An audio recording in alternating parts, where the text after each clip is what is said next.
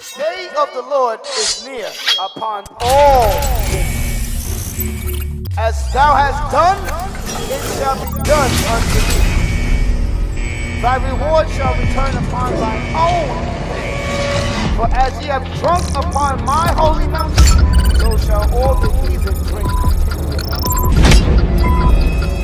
Yea, they shall drink, and they shall swallow down. They're going to drink every ounce of judgment promised them. And they shall be as though they had not been. They shall be as though they never ruled at all. As a dream. But upon Mount Zion shall be deliverance. But upon Mount Zion shall be deliverance. Go ahead. There shall be holiness, and the house of Jacob shall possess their possession.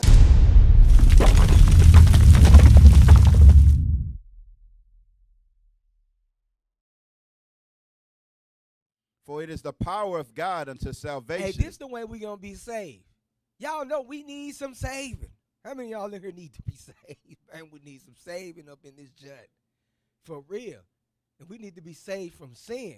That's why when you read in the book of Wisdom of Solomon, the Lord said he had to take some people early. Why? He takes some Israelites early. So if you see brothers and sisters get to die, the Lord said he got to take some of us early to keep us from doing what? Going back into sin. Because sin is seducing, and sin is pleasurable. How many of y'all in here don't think sin pleasurable? Well, yeah. I was just saying, I want to see what they say. Because sin is pleasurable.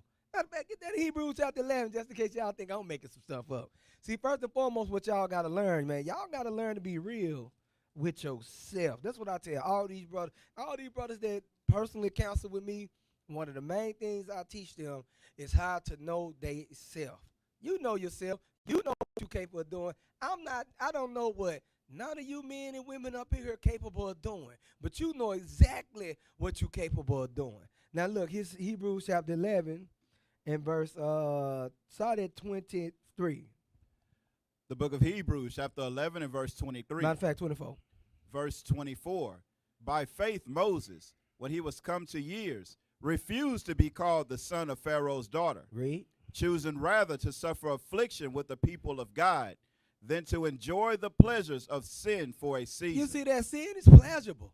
Don't think sin ain't pleasurable. As soon as you get thinking in your mind that sin ain't pleasurable, a lot of y'all, you can fall back into it. So sin is pleasurable. Why you think people in it? Why you think people ain't repenting? Why you think the homosexual out there want to fight today? He love that homosexual lifestyle. It's pleasurable to him, even though the scriptures sit up there and say, what it say about the men, they're abusing themselves. It's abuse. You let another man run up in you, that's abuse. All right, go right back to what we was at. So understand that, y'all, sin is pleasurable. Read. The book of Romans, chapter 1 and verse 16. For I am not ashamed of the gospel of Christ, for it is the power of God unto salvation to everyone that believeth. Okay. To the Jew first, and also to the Greek. Is this Greek talking about the white man? To the Jew and to the Greek? Is it talking about the white man? Give me a precept. I need a precept. I need the precept. None of y'all brothers. So now you got a Christian. They think this talking about the white man. See? To the Jew first and to the Greek. So I want to ask you this. Who is the Jew talking about then? Who is the Jew? Is the Jew talking about all 12 tribes of Israel? Not a hand. This is crazy. The Jew is talking about Judah, Benjamin, and Levi. Who is the Greek talking about? Benya. Who is the Greek talking about?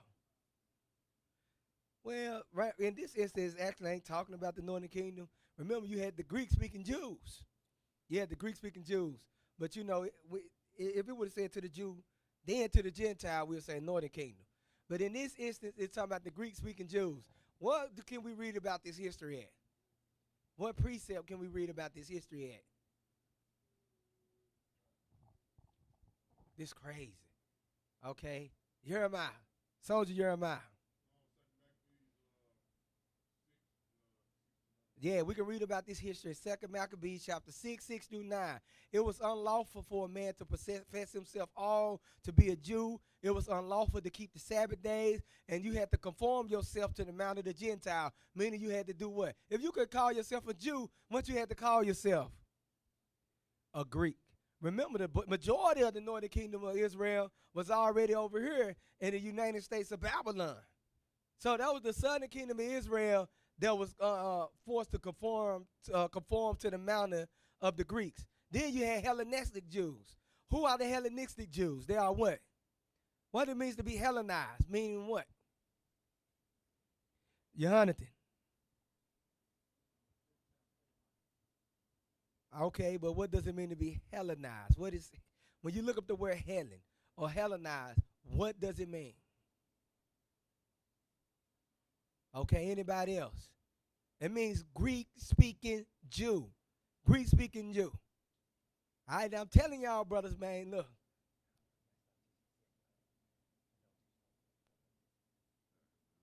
I'm going to leave y'all alone today. Cap said, leave y'all alone. Go back to Romans chapter 1, verse 16. 1 verse 16. Book of Romans chapter 1 and verse 16. For I am not ashamed of the gospel of Christ, for it is the power of God unto salvation. Who listen to the radio shows we do every Sabbath? Man, I do radio shows, TV shows, classes all through the week. Is y'all listening to them or not? Matter of fact, we got over 21 classes that go on throughout the week. Who's listening to them? This stuff should be marked in your Bible. I might get down off this thing and walk around and see what y'all got marked in your Bibles. Read what you got. For I am not Man, I seen this long. Hey, I'm going to tell y'all, who was at camp today? Y'all know that lone wolf Israelite? Hey, he'll punish y'all with the scriptures. Yep. That dude ain't no joke. I sat over there and listened to this dude teach by himself. I went laughing at him, and none of that. I'm like, hey, this dude is going in. Precept after precept after precept after precept. Nobody listening to him but me. I was his audience. You know what I'm saying? But this dude was going in. I said, man. And me over here, I'm like, man, he'll make these brothers over here. If we put him over there on the mic, precept after precept after precept, and he was breaking it down right. I don't think he wasn't breaking it down right. I heard him say something. It was a shot at talking about, yeah, you have to wear the fringes no more. You know, I ain't going to say nothing to him. Because, see, we don't start nothing with nobody. I said, as long as he don't start nothing with us, I ain't going to blast him. But if he say something else, I'm turning it upside down. But you know what, Cap? I guarantee you, if he stepped to us with that doctrine, he'll have scriptures to try and support what he feel. Yeah. What brother be able to debunk that? That's the thing. And that's what we always talk about. We're not trying to have professional students. It's like as we grow, everybody's going to branch off. We're going to have to do other things. We depend on y'all to be those fruits to come through and teach. The difference, like I always say, the difference between us and other camps, in the other camps, it's the same teachers you've been seeing forever. Yeah. You know, I don't want to say no names, but you look at certain camps, it's the same guys. I came in, this guy was the main teacher, and he's still the main teacher that you see. With us, it's different. You know, with us, we came in, I watched the bishop teach, you know, the Nathaniel 7, the deacons mostly. Then it went down to the captains. Now we got officers that go out there and hold camp. We got, you know, even soldiers can really go out there and do a thing. So we trying to have a progression of growth. But if you not studying basics, like basics, some of y'all brothers been here for a year, 2 years, 3 years. This should be all basic information. We shouldn't be asking questions like this and brothers just looking at us like we crazy. And like I can see in the eyes of some of the sisters, they be like, they don't know these scriptures. And we ain't saying this to shoot you down. Nah, we ain't trying to What we saying is study. Study to show yourself approved to God, not man, study. You know what I'm saying? Look, but all praises to the Most High. Hey, y'all ain't no lone wolves. And y'all still learning, but study. For real, study. Now go right back to where we was at. We do these radio shows. We went over this. We did a radio show called The Jew and the Greek, right? Yeah. We did it. Man, look. How many of y'all seen the radio show I did yesterday, Who Are the Gentiles? Nobody didn't see that? All right, read what you got. Or what about probably one of the best breakdowns with Deacon Athon? Man, Deacon Athon video on Strangers, the point. heathen, strangers, and Gentiles. I gotta seen that class Yeah. 3, 4, 5 times. That class is like the best breakdown on that. Yep. I Hey, so look, this is what we gonna do. Put the class on the page, and y'all gonna study it, and it's gonna be a test on it next week. all praises.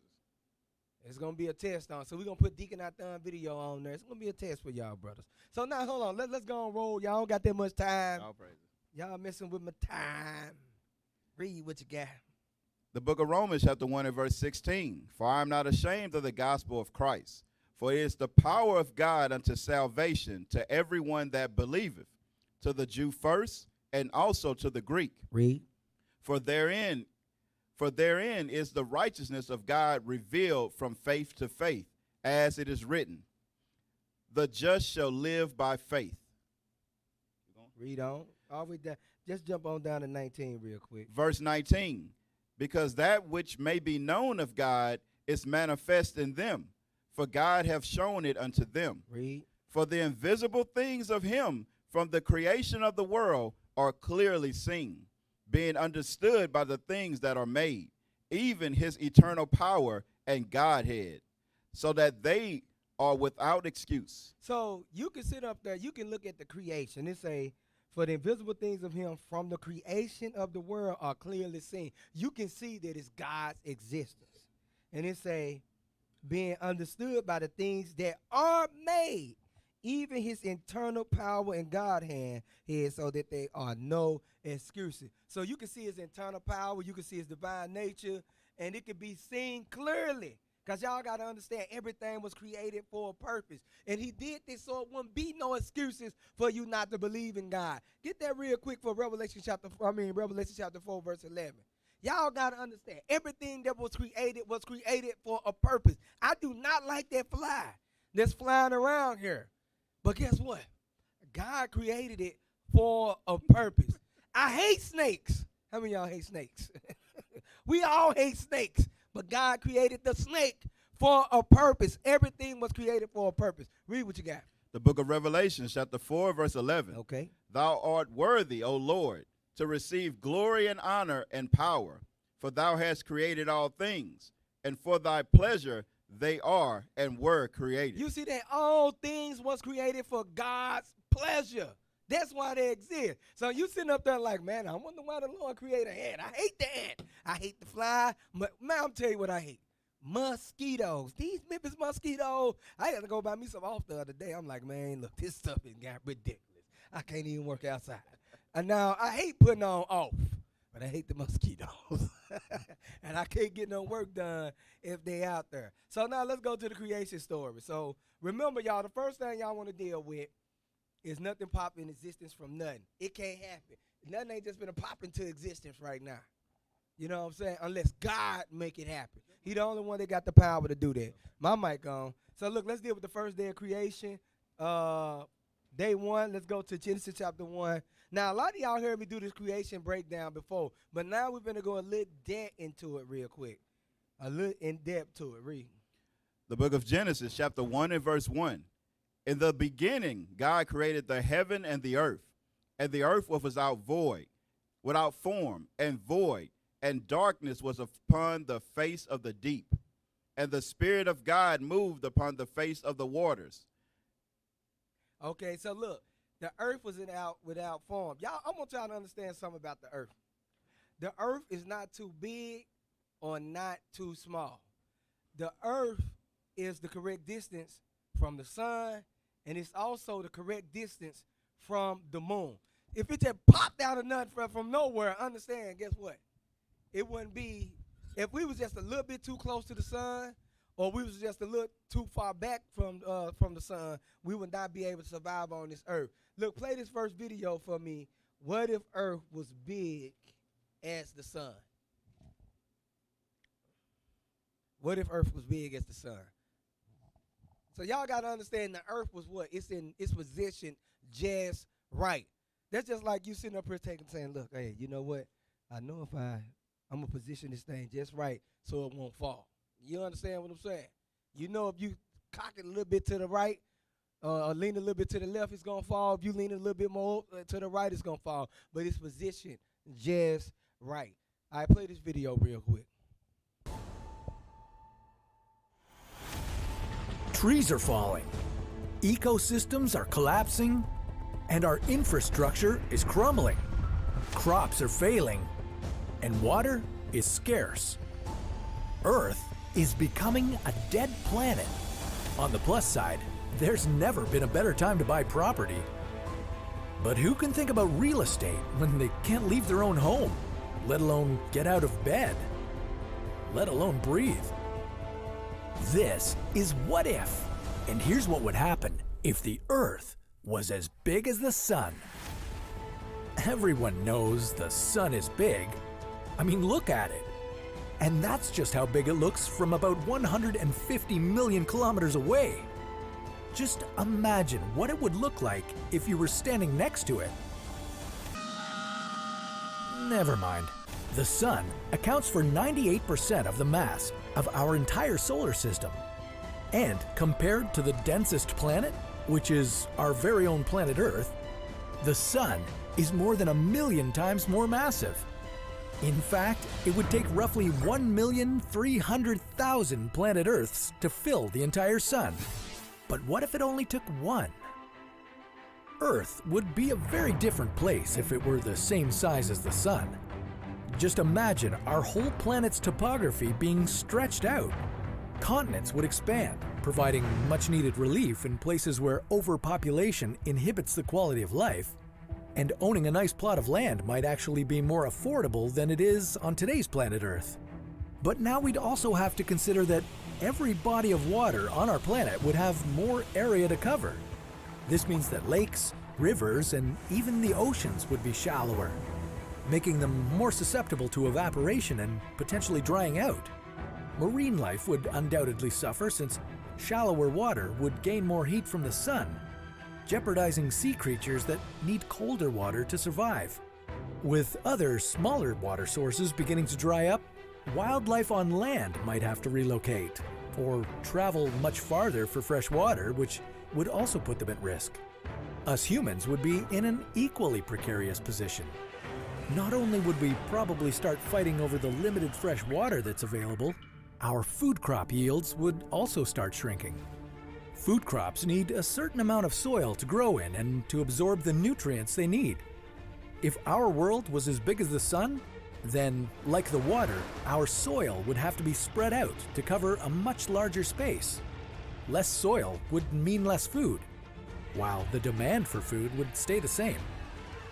There's also another issue that we haven't considered, which, when we factor it in, makes life on Earth pretty much impossible.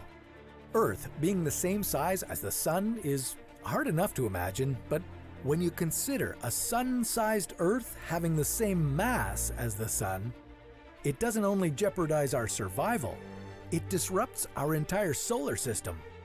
Think about it. With the Earth as big as the sun, you'd pretty much lose the moon either way. But if a planet has more mass, it will also have a stronger gravitational pull. In this case, gravity on Earth would be 28 times as strong as it is now. We'll get to how this affects you in a moment, but first, let's look at the bigger picture. The reason why our solar system moves the way it does now is because the sun's mass is so great. Its gravitational pull forces other planets into its orbit. The sun currently has 98% of the mass in our entire solar system, but now the sun and the Earth would each have 49% of the mass in our solar system. Would this result in some sort of binary system in which the sun and the Earth orbited each other? How would this new rivalry affect the orbits of the other planets in our solar system? And would a significantly higher gravitational pull mean that Earth would get hit by a lot more asteroids? Well, there'd be a lot more to worry about than just asteroids. Our satellites would also probably crash down to Earth, while buildings and bridges would crumble and collapse under the increased gravitational pressure. Only thick trees that were low to the ground would remain standing, but it's unlikely that much else could shoulder the added weight. You would be significantly heavier, and you probably wouldn't be able to walk anywhere. Think about it. If you weigh 50 kilograms on Earth right now, it would feel like you weighed 1,400 kilograms on a sun-sized Earth. The cruel twist is that as gravity increases, time would slow down. So you might be able to live longer, but it would probably be a long life spent lying in bed with aches and pains. Luckily, we can wake up from this nightmare because the Earth will never be as big as the Sun. In fact, our planet is actually getting smaller. Our atmosphere leaks, and so we end up losing several hundred tons of mass to space every day. So take a nice deep breath and be glad it's that easy. It's not always a good idea to mess with proportions. So basically, y'all, you be dead. For real, you will be dead. It would be enough food, none of that stuff right there. So understand this, man. The Earth is not too big or too small. What else I had brought out? Matter of fact, the Earth is the correct distance from the sun, because if it was too close to the sun, we'll burn up for sure. You know what I'm saying? So when the Lord sat up there, when he formed the Earth, he put it exactly where it needs to be in the solar system. Go right there real quick to Genesis 1 again. Yeah, 1, and read all the way down to 5 this time. Genesis chapter 1 and verse 1. In the beginning, God created the heaven and the earth was without form and void, and darkness was upon the face of the deep. And the Spirit of God moved upon the face of the waters. And God said, "Let there be light," and there was light. And God saw the light, that it was good, and God divided the light from the darkness. And God called the light day, and the darkness he called night. And the evening and the morning were the first day. So now get 2nd Ezra chapter 6 and 38. Because remember, y'all, this light that was created the first day is not the light that come from the sun, the moons, and the stars. This it was the first light that he created. Now look, I don't know where the source of the light come from. Don't ask me. I'm still trying to figure it out. I'm studying myself. But I've been going through the scriptures. So read what you got. 2nd Ezra chapter 6 and verse 38. I said the source of the light come from God. That's what I'm going to say. And I said, O Lord, thou speakest from the beginning of the creation, even the first day, and saidest thus, let heaven and the earth be made, and thy word was a perfect work. He said, so that's when God formed the earth. The heaven and earth be made. He formed the earth, and he set it in the correct position. Read on. And then was the spirit, and darkness and silence were on every side. You see that the spirit is talking about the spirit of God. Darkness on every side, and meaning what? It wasn't no man, no woman, no life forms at that time. Read on. The sound of man's voice was not yet formed. Because some people tell you that darkness was what humans in sin. It wasn't humans in sin because the voice of man was not yet formed. Read. Then commandest thou a fair light. A fair light. That light comes from God. A fair light, read. To come forth of thy treasures, that thy work might appear. That thy work might appear. Now go back from there to Genesis chapter 1. The book of Genesis chapter 1 and verse 6. And God said, let there be a firmament in the midst of the waters, and let it divide the waters from the waters. And God made the firmament and divided the waters which were under the firmament from the waters which were above the firmament. And it was so. And God called the firmament heaven. And the evening and the morning were the second day. And this talking about the sky. Now get there real quick in 2nd Ezra 6 and 41. The book of 2nd Ezra, chapter 6 and verse 41. Now everything was formed in a perfect order. Because a lot of people talking about the Big Bang Theory. When have y'all known for explosion to create order? Man, they drop bombs everywhere. Do it create order or do it disrupt everything? Look what happened over there in Lebanon. It was an explosion over there. They said that was Mossad that did it, or the Israelis that did it, you know what I'm saying? And that it actually wasn't, an accident that happened over there. Read on. The book of 2nd Ezra, chapter 6 and verse 41.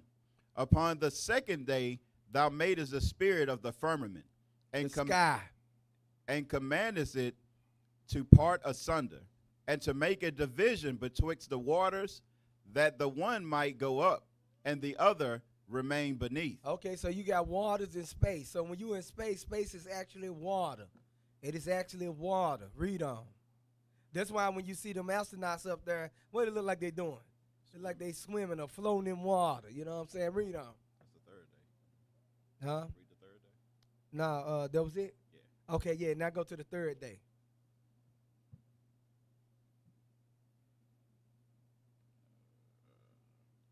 So, oh yeah, understand this too.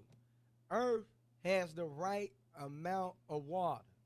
And when you deal with the firmament, guess what also is used for? Like the atmosphere. It helps blocks harmful sunlight, and our atmosphere is transparent. So when you deal with the second day, y'all understand everything is being put together in the perfect order. Now, I ain't expecting y'all to be able to explain this on the streets, because if a person don't believe, it is what it is. But what God's creation, it can easily be seen because everything is put in a perfect order. Now, read on what you got. The book of Genesis, chapter 1 and verse 9. And God said, let the waters under the heaven be gathered together unto one place, and let the dry land appear. And it was so. And God called the dry land earth, and the gathering together of the waters called he seas. You see that? So all the, believe it or not, all the waters was gathered together in one place. And he said, look, I'm going to call that seas. Read on. And God saw that it was good. And God said, let the earth bring forth grass, the herb yielding seed, and the fruit tree yielding fruit after its kind, whose seed is in itself upon the earth. And it was so. And the earth brought forth grass and herb yielding seed after his kind, and the tree yielding fruit, whose seed was in itself after his kind. And God saw that it was good, and the evening and the morning were the third day. So you got it. Hey, look, this perfect order right here that's going on. Because let's just say if the Lord sat up there and said, well, I'm going to create the grass and the herb yielding seed, but you know what, before the earth. No earth, no dry ground. Come on, think about it. Think about it. Then, hey, look, now, read that in 2 Ezra chapter 6 real quick. I got a video I'm going to play. Let me see what video I'm about to get.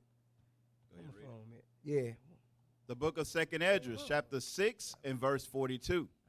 Upon the third day thou didst command that the water should be gathered in the seventh part of the earth. You see that? So it's because a lot of we wonder like why the earth won't flood. But guess what? The water goes in a rotation. It goes in a cycle. Matter of fact, give me that in Ecclesiastes chapter 1. The water goes in a cycle. So everybody was like, well, why the waters ain't right? Why? And I'm going to show you something about the moon, too. Oh, trust me, I got you. The water is going in a cycle throughout the earth. Now, don't ask me what's gathered together at, what the seventh part at. I don't know. I read that real quick about the water. You want to start at verse? You can start at 4, dealing with the generations of man. The book of Ecclesiastes, chapter 1 and verse 4. Okay. One generation passeth away, and another generation cometh. So that's talking about man. So one generation of man pass away, then another generation come. That generation pass away, then another generation come back. So now it's dealing with the cycles of the life of man. Read on. But the earth abideth forever. The earth abideth forever. The earth will not be destroyed. Read on. The sun also ariseth, and the sun goeth down, and hasteneth to the place where he arose. Okay. Read. The wind goeth toward the south, and turneth about unto the north. It whirleth about continually, and the wind returneth again according to his circuits. The Most High got everything set up on circuits. Come on, man. This stuff don't happen naturally. You know what I'm saying? This like, because that's what the white man try to make you think. Well, God don't exist, and everything just created itself to do what it do. You know what I'm saying? Because a lot of people be like, well, where the wind go? It goes, you know what I'm saying? Do the wind go away? You know it blew, but they do it go away? No, it's going in a circuit. And it come back again. Read on. See, right now, like a lot of this stuff is too deep. I'm telling you now. I know you trying to grasp it, but I'm telling you it's deep. Because think what I just said. Where do the wind go? Because you know it just went past you. You felt it blowing. Where did it go, though? See? Why stop blowing? You thought it disappeared. Hey, and that's a lot of times how they can predict what kind of weather we about to get because they know how the wind is coming from a certain point. Yep. So they know it's like it's going to be colder. It's not going to be as cold. They can predict it because they know the wind goes to a certain That's why they be like, cycle. it's a cold front coming in. So that means the wind coming from which side of the earth, y'all? Most likely the north. Yeah, because we call it what, the north wind. Or they be like, hey, it's warmer temperature coming. We know the wind coming from where? The south. Okay. Now, where we at? Verse 7. See? See, y'all, see, I told you. Look at eyes. He like that. I told y'all, read on. Verse 7. All the rivers run into the sea, yet the sea is not full. Remember, the sea is gathered together into one place. Is where? What part of the earth it said it was the what? Seventh part of the earth. Look, it say all the rivers run into the sea. They run into that seventh part of the earth. And then what? Read on. Yet the sea is not full. It ain't full. Read. Unto the place from whence the rivers come. See, the rivers come from one place. They go back around. It's a circuit. Why you think even in underground, the white man be like, look, it's tunnels underground. You know what I'm saying? And look, they ain't trying to go down. Well, you never know with Esau. They probably tried to go down in the tunnel, and they don't know, probably end up on the other side of the earth dead somewhere. You never know.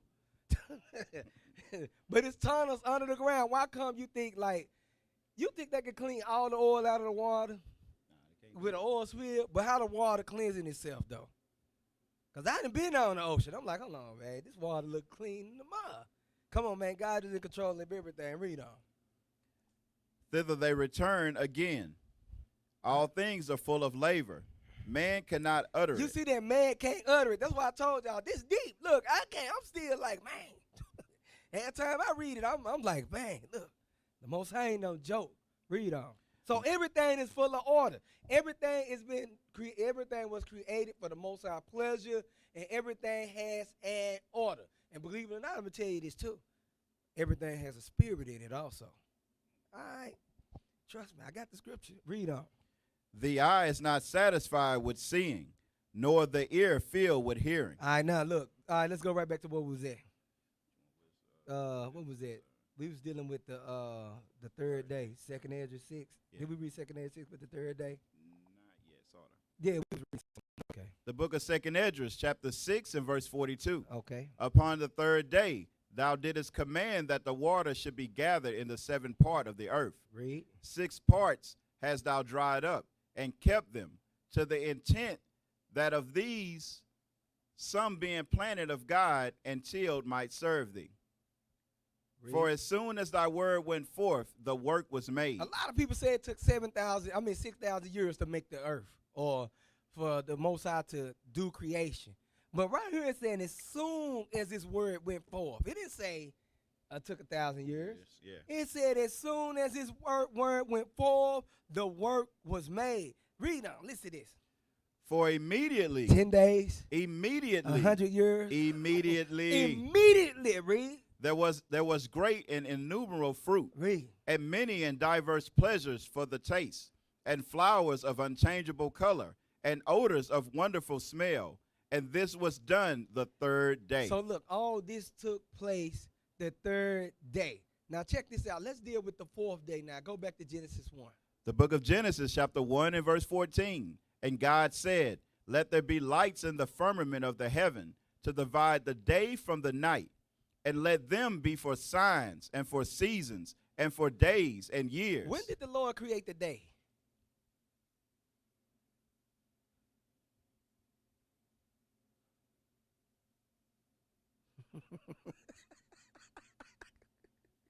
No, I'm gonna leave y'all alone with that one. No, I asked when did the Lord create the day? Or should I say daylight, the daytime?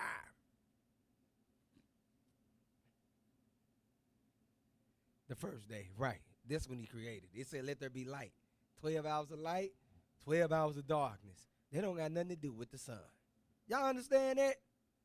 12 hours of light, 12 hours of darkness. All right, where we at? I'm going to leave y'all alone. Verse 15. Okay. And let them be for lights in the firmament of the heaven to give light upon the earth. And it was so. And God made 2 great lights, the greater light to rule the day. So the sun rules the day. That's a great light. It rules the day, Reed. And the lesser light to rule the night. Now, y'all know that the sun and the moon serves important purpose, right? y'all understand the sun has to be just the right mass and the temperature. It got to be the just right mass and temperature. If not, we will burn to death. Or guess what? We will freeze to death. Y'all understand that, right? Everything is, that's why he said everything is full of order. You got something you want to say? Test. Give me a Job 26:7. I'm going to show you how perfect the Lord is. Said Job or Joel? Job. Job chapter 26, verse 7. So everything that the captain is saying is about order. I'm going to show you exactly how perfect the Most High placed this earth at. The book of Job, chapter 26 and verse 7. Read. He stretcheth out the north over the empty place, and hangeth the earth upon nothing. He hangeth the earth upon nothing. There's no nails there. In perfect position. Just like the captain's saying, position where the two greater lights are at, where the moon and the sun, where we have perfect weather, and everything is in order, which he created on the first day. Now, let's just sit up there and say, if the Lord didn't create the moon, give me that video. What would happen if the moon disappeared? Matter of fact, let's deal with the sun first, because it said the sun. What if the sun went out for just one day? Now look at the order that's going on. Notice how the Most High created the fruits, vegetables, all types of vegetation, and everything else. Then the next day, what did he do? Let me get sunlight, bam. And you know what? The moon took control of the waters. Because the moon helped do what? Control what? The tides. The tides. Because he can instantly, y'all know if plants and stuff get over water, what end up happening? What end up happening? Who got a garden at the house? You overwater your plants, they would die. For real, it can't be too much water. Now you got certain plants that live underwater, and you got certain plants that, that don't supposed to live underwater. But they would die. Read what you got. No, I mean play video. I part of that video. What if the sun went out for just one day? Man, the Lord is on point. Man, this is beautiful. For real. Y'all just don't know. I love the Lord. I love the Lord. Hold on. I think I want you to start at 3 minutes. Start at 3 minutes on this video. But overall, electricity continues to function, and cities remain lit up until the power goes out for good. The temperature across the globe drops by several degrees and just keeps going down. So pause there. There's no quick. sunlight to... Start back at 3 minutes. So this video is what if the sun went out for just one day, no sun. So now go right back real quick. Go right back. Okay. Yeah, right there. Communication systems. Solar panels are now rendered obsolete. But overall, electricity continues to function, and cities remain lit up until the power goes out for good. The temperature across the globe drops by several degrees and just keeps going down. There's no sunlight to warm the surface of the planet, but the Earth's molten core is still heating it from the inside. Plus, the greenhouse effect keeps the temperatures from dropping too drastically, at least within the first 24 hours. So, a day has come and gone, and the sun still hasn't returned. If it weren't for the bright side, the planet would be in utter chaos. Authorities are at a loss and have no control over the situation. Looting and mayhem replace civil society, not only because of the panic and confusion, but also because people feel safer committing crime in the dark. Oh boy. Can my side be firm? And my side's super soft. With the sleep. I'll tell you. When I watched it, no what you call popped up. The worst things is that photosynthesis stops within 24 hours. It's by this very process that plants produce oxygen by taking in water, nutrients, light, and carbon dioxide. So pause, Quite pause. So without the sun, photosynthesis stopped. The plants would die out. The heat-loving animals would die. The herbivores gonna die first. But look, I'm gonna show y'all who else gonna die. I got a scripture. Go and play it. Soon, every living creature on Earth starts having difficulties due to the diminishing oxygen. It's probably time to sell some of those energy stocks you've been holding. In the next few days, the temperature falls by 30 degrees Fahrenheit. Now it's about 41 degrees Fahrenheit all over the world. This causes some heat-dependent microorganisms and plants to die out. Within a week or so, the average temperature on the planet falls below zero. Now you might be thinking, no big deal. Lots of people live in areas where it's much colder in the winter. I mean, Siberia, anyone? But the problem is that the temperature keeps falling. Most plants have already perished due to the cold, and heat-loving animals start to disappear shortly after. My, isn't this a grim fairy tale? Herbivores are the first to go since their sources of food have vanished. Should have been a meat eater. Scavengers feast on the dead remains until the cold kills them too. Nobody's a winner here. Big trees survive for a couple more decades thanks to their significant sugar storages and slow metabolism. People build shelters and try to survive the cold and lack of food. They might be more successful in areas with a lot of geothermal activity, such as Iceland. Another way they try to survive is by going deep underground, where the internal heat of the planet is more intense. People might also construct isolated igloos and dome-shaped structures that effectively fight off the frost. After just 1 year, a very unhappy anniversary, the surface of the Earth becomes as cold as 100 degrees below zero. At this point, the planet might host some types of bacteria that can survive even in unbelievably cold temperatures. But other life forms on the surface have been wiped away.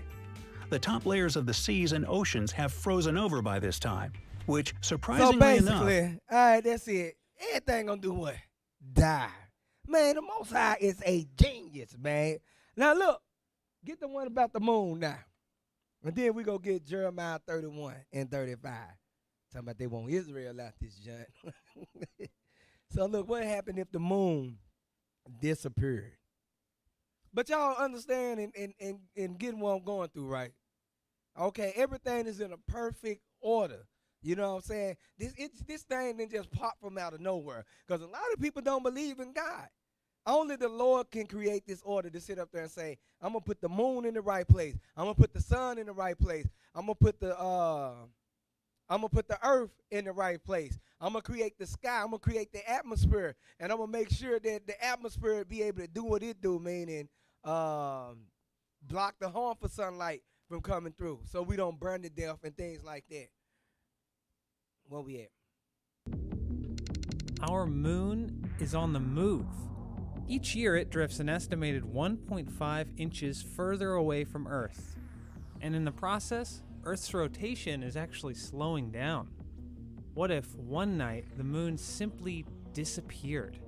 Would we miss it?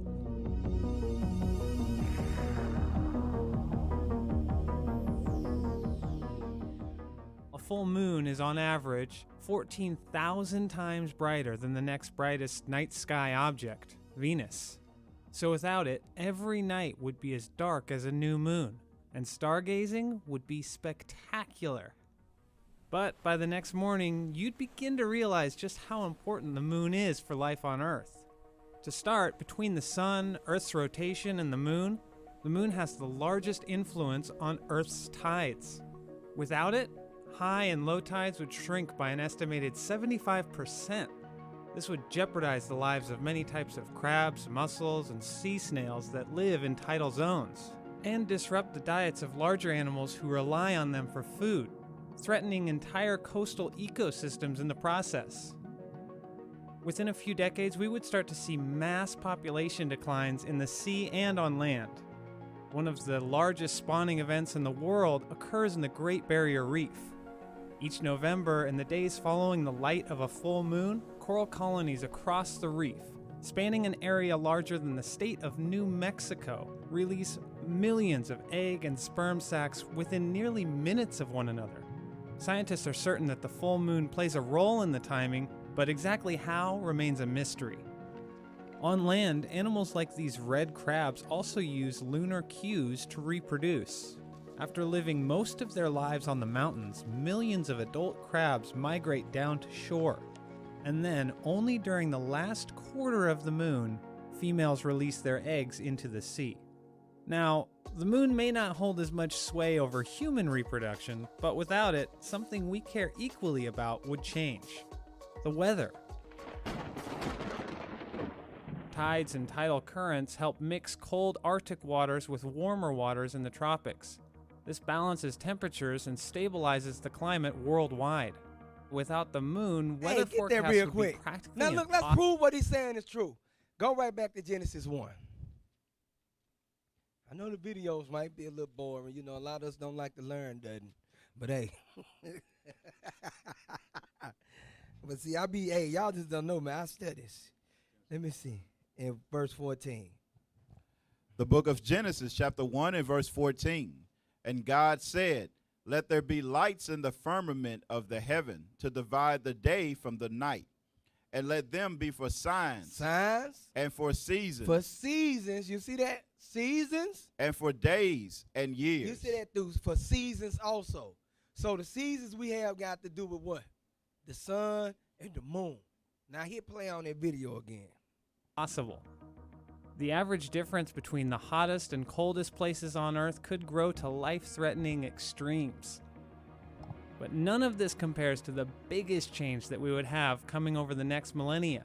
What would be the biggest Right now, change? Earth tilts on an axis at 23.5 degrees, mostly due to Moon's gravity. If the Moon disappeared, Earth's axis would wobble between anywhere from 10 to 45 degrees. Some experts estimate that Jupiter could help keep Earth's tilt from reeling completely out of control. But even just an extra 10-degree tilt could wreak havoc on the climate and seasons. In the past, Earth's tilt has changed by about 1 to 2 degrees, which scientists think could have caused ice ages in the past. It's hard to know what a 10-degree or... All right, leave that video alone. So guess what happened without no moon? Death. And look how he keeps saying it affect the seasons. But what God said, for signs, seasons, days, and man, everything just set up just right. Man, you can't tell me it ain't no God. Now look, get that real quick, Jeremiah chapter 31 and 35. Listen to this. Because they say they want us gone. Man, I'm tired of these niggas. I'm tired of these spics. I want them out. All right, listen to this, read. The book of Jeremiah, chapter 31 and verse 35. Thus saith the Lord, which giveth the sun for a light by day, and the ordinance of the moon, and the stars for a light by night, which divideth the sea, which the waves thereof roar. The Lord of hosts is his name. If those ordinances depart from before me, So he said, if the sun and moon depart from before him, read. saith the Lord, then the seed of Israel also shall cease from being a nation before me forever. If we go, everybody go. If the nation of Israel go, everybody go. Wow, get that in 2nd Ezra chapter 6 real quick. What you got? Matthew chapter 5, verse 13. Saying the same thing in Jeremiah, what the captain just said. The book of Matthew, chapter 5 and verse 13. Ye are the salt of the earth. So the Israelites, we are the salt of the earth. We give this earth flavor. Read. But if the salt have lost its savior, So the salt lost its savior, meaning to keep God's laws, to season the earth with God's laws. Read. wherewith shall it be salted? The salted meaning seasoned with God's laws. Read. It is thenceforth good for nothing, That it meaning the earth. The earth is good for nothing. but Read- but to be cast out, and to be trodden under foot of men. See, to be trodden down. It's not good for nothing if the Israelites not upon the earth. Saying the same thing in Jeremiah 31. Okay, read that. 2nd Ezra 6. Y'all understand what the Lord created the earth for, read. Now, 2nd Ezra 6 and 54. He created the The world. book of 2nd Ezra, chapter 6 and verse 54. Yeah, jump down. And after these, Adam also, whom thou madest Lord of all thy creatures, of him come we all, and the people also whom thou hast chosen. All this have I spoken before thee, O Lord, because thou madest the world for our sake. Hey, he created the world for us. Ain't this in Psalms 33 and 6 that he said he created the world, created the earth to be inhabited? I think that's Psalm 33 and 6. And he created it for it to be inhabited by us, the Israelites. Now, what the other nations was created for? Do anybody know? Give me a scripture, because I know y'all like, well, if he created the world for us, then what did he create everybody else for? Do anybody got the scripture? I need the scripture. Okay. I think it's Leviticus 25, right? Okay. Nobody don't know? Shock and I, you know?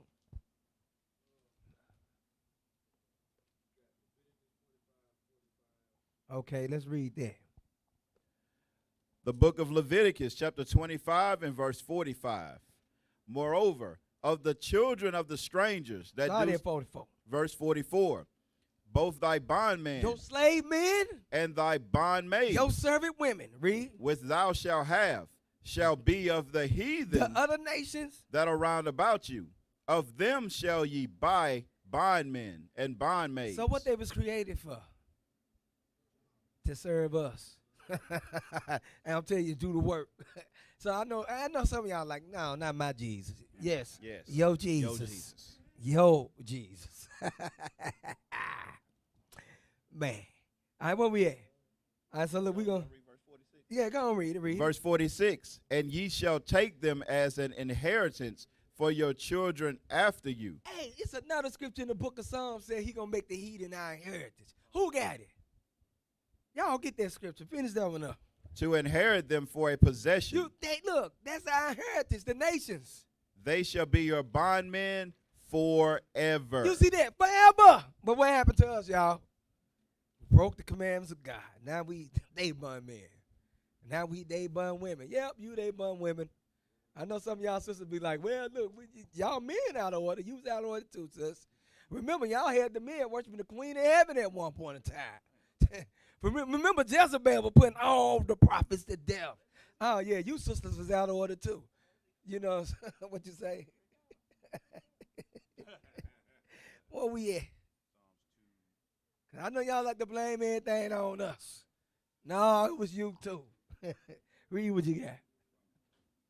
The book of Y'all just as wicked as us. the book of Psalms, chapter 2, verse 1. Okay. Why do the heathen rage and the people imagine a vain thing? And this is why. Verse 8. Ask of me, and I shall give thee the heathen for thy inheritance. Y'all got to ask that. You hear me? When you go to prayer, you're supposed to be like, Lord, please, Lord, make the white man my slave. Make the Chinese my slave. Lord, please let me inherit. Read that again. This is what the Bible says. See, they don't teach this in your church. Verse 8. Ask of me, and I shall give thee. He said, look, the Lord said, ask me. You're asking, you shall receive. Hey, Cap, the other day, right, my Rev asked me, she said, what you want to eat today? I was like, man, I want some Chinese food, but I can't get no Chinese food, because I don't want to eat from them right now. Mm-hmm. But I want some.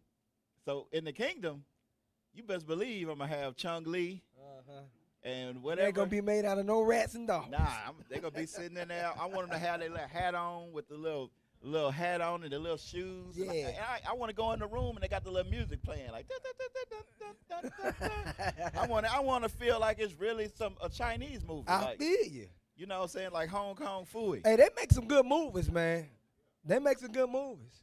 For real. Hey, sis, your nails, you can get your nails done every day. For free. You bet not speak no different language either. No different. Oh, they won't everybody speak Hebrew. No, they ain't. My slaves ain't talking. Everybody, your slaves ain't talking. Nah. Man, you gonna be a mean slave. Nah, they make noises. They gonna be meat.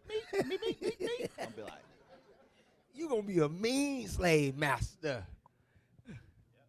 For real, tell me. They all gonna have the same name. They're just gonna have to figure it out. You gonna get Hebrew names, or they gonna have them little crazy Chinese It's gonna be like names? you. Hey, you. Everybody gonna turn their head around. Number 14. You 14. You 14. You. Yeah, you. All right, where we at? See, some of y'all don't believe it right now. Read that again. Read that again. Verse 8. But I love this scripture.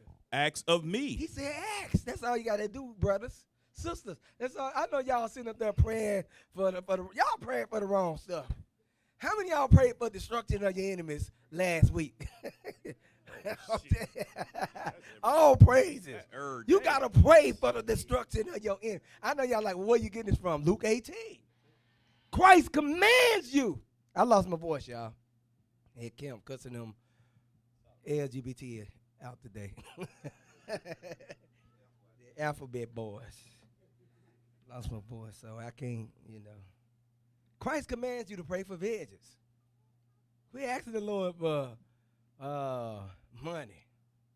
Quit asking the Lord for fame and all of the rest of the stuff you want. Ask him for some vengeance. Ask him for wisdom. Ask him for wisdom and ask for vengeance. Finish that up. Verse 8, ask of me, and I shall give thee the heathen for thy inheritance. Because they're supposed to be our inheritance. That's what the scripture said in Leviticus chapter 25 and 5. 45, 46, 47. 45, 47. Them is good numbers, ain't they? Them is good numbers. 45, Leviticus 45, 47. All right. Where we at? That was it. Yeah, finish it up, please. And the uttermost parts of the earth for thy possession. And we got to ask the Lord, look, Lord, give us the earth back. We want everything. You got to pray for that. See, some of y'all ain't praying. How many of y'all prayed that, look, hey, we need the earth? Lord, we need control of this earth. They force us to work Sabbaths. They got the power. They got the power for none of us not to work the Sabbath, right? Come Christmas Day, nobody ain't doing nothing. They shut it. COVID-19 proved they can shut everything down. Even I think this year that for Thanksgiving they shutting down Walmart. They're gonna shut down Walmart for Thanksgiving. No Black Friday. They can do it. Yeah, they canceled Black Friday. Think about all the money they just sent people, but they ain't fixed the water in Flint, Michigan yet. They got the power to do whatever they want to do. They just don't want to do it. How many of y'all got your stimulus check? Why you call it that? Because it's stimulating. I need the part 2. It stimulated me. Is part 2 coming? That's what I'm waiting on. I'm waiting on part 2. So the stimulus check ain't stimulated. That's what y'all saying. Who was stimulated by that stimulus check? Boy, I was happy. Man, I woke up, I was like, ah! You know how you check your bank account? You're like, whoa! What's this? I'm like, let me hurry up and get it out of my account. Who they taking my money? Hey, they said one dude $2 million by mistake. That couldn't have been me. I promise you, it would have been transferred to a bank account overseas. What happened? They stole it. I'm telling you, the same person that put it in there stole it. All right, where we at? I ain't stealing, though. You sent it to me. How did I steal it? Like, sir, is this you at the bank? No. Nah, my bank going to be overseas. All right, where we at? 2nd and 6. No, so that was it. So the Lord created the world for our sakes. So understand, y'all, without the sun and the moon, everything got to go. So everything was created in perfect order. You know what I'm saying? The moon is the correct distance from the earth. The sun is the correct distance from the earth. Everything is positioned just right. If sun was too close or too far back, everything would be different. The seasons would be different. You know what I'm saying? If the sun was too close or too far back, we'll burn up or we'll freeze to death. Y'all understand that right there? So everything is in a perfect order. Now, where we at? Should we go and jump to day 5? I done did this creation story plenty of times for y'all. So, I mean, look, I'm trying to jump around. I don't got that much time. Let's deal with day 5 now. Now, remember also what was created on the 4th day, y'all. Because people say there ain't no dinosaurs in the Bible. Go on, get that real quick. Show them about the dinosaurs for a lot of these brothers and sisters up in here. Well, what are dinosaurs at? I'm going to show you the dinosaurs. We thought that was going to be a unicorn right there. They just put 2 horns on him. Yep. So we can't use that no more. No, I like that. Yeah. That line tight, too. Yeah. That line tight, as long as it's painted by the end of next week. Hey, man, we got sisters in. How many of y'all sisters in here know how to paint? Where you at? We got 1, 2, 3 sisters. All right, sisters, we need y'all help. Need y'all to paint. All right. No, we dealing with 2nd Edge of 6 about the 2 great creatures. And I ain't gonna break down Behemoth and Enoch today. I ain't dealing with all that. You know. Now, y'all know the white man say the earth is how many billions of years old? Hundreds of billions. No. It is not hundreds of billions of years old. They say they able to measure they able to date the earth really about how many supernovas that it took place in our galaxy. And they counted how many, they counted the remnants of the supernovas that was left over, and they calculated to about what? No more than 7,000 years old. And that's actually about how old the earth is. That's serious. If you go back from the beginning, you know what I'm saying, and you count from the beginning of time to now, that what took place according to the Bible is 7,000 years old. See, the white man know the truth. Yep. I'm telling you right now, he know the truth. It ain't carbon dating, it's off. They even you can Google stuff right now. Go YouTube, watch videos about their carbon dating. They know it's off. It's off. Yeah, 155, 60 million years old. How do you know? Oh, he said billions and trillions of dinosaurs lived 233 billion years ago. Be like, can you even count that high? Man, you can't even count that. They be making up stuff. And got what? We be believing it. Then you got Negroes that'll step us on the street. But look, the earth 2 billion years old. Bro, the earth is 7,000 years old. The white man know, and it's said in the Bible also. For real. And look up how many remnants of supernovas and took place in our galaxy. And I guarantee you, they're going to be like, okay, it's been this certain amount, and they're going to add the years up, and you're going to get 6,500 to 7,000 years old. That's how old the earth is. Now, I heard some Israelites say that the earth was about 9,000 years old. You ever heard that before? I think I heard some say about 9,000 years old. But either way it go, they more closer than what the white man is, for sure. Well, what certain white men say. Because you got some white men trying to disprove God. And then you got some of them try to prove the existence of God also. So, you know, that's why, remember when they say this place is going to be greatly divided? They got scientists that try to do what? Prove God don't exist? Then they got scientists that prove God exists. This place is greatly divided, man. And it only helps us. It only helps us. And if you fall into that spirit of non-belief, that's your fault. So what we at, Cap? What I tell you to get the 4th day? Verse 45. The book of 2nd Esdras, chapter 6 and verse 45. Yes, sir. Upon the 4th day thou commandest that the sun should shine, and the moon give her light, and the stars should be in order. So what the sun and moon was created for what? For what? Who know? Who remember? Who remember what the sun and moon was created for? The 4th day. Nobody? Nobody. Malak. Yeah, signs, seasons, and years. That's what it was created for. All right, where we at? Verse 46, and gaveth them a charge to do service unto man. You see that? God gave them a charge, meaning what? It's a spirit in the sun. It's a spirit in the moon. Everything is in order. Matter of fact, hold on. Give me that in the Sirach 43. So order going on, y'all. Everything, even you. We're going to get into the sales in a minute when we deal with the 6th day. Sirach 43 and go, let me see some. No, get at verse 10 real quick. I'm going to show you something about the moon. The book of Sirach, chapter 43 and verse 10. Read 6 first so they can know it's talking about the moon. Verse 6, he made the moon also to serve in her seasons, for a declaration of times, and a sign of the world. Okay, now jump down to verse 10. Verse 10, at the commandment of the Holy One, they will stand in their order, and never faint in their watches. You see that? So it's an order set up for these things. Now look, and it's about the sun too. Jump down real quick to verse 2. Verse 2, the sun, when it appeareth, declaring at his rising a marvelous instrument, the work of the Most High. You see that? That's the work of the Most High. Read on. At noon it parches the country, and who can abide the burning heat thereof? Man, you all of us be trying to get up out this sun. Read on. A man blowing a furnace is in works of heat, but the sun burneth the mountains 3 times more, breathing out fiery vapors, and sendeth forth bright beams. It dimmeth the eyes. Let you know, because how many of y'all ever tried to look at the sun? Just stare at the sun. And what you do, you be like, oh, man, I'm about to go blind. So imagine if it was closer. You would go blind. Man, everything is in perfect order. Go right back to the 2nd Esdras, Cap. The book of 2nd Esdras, chapter 6 and verse 47.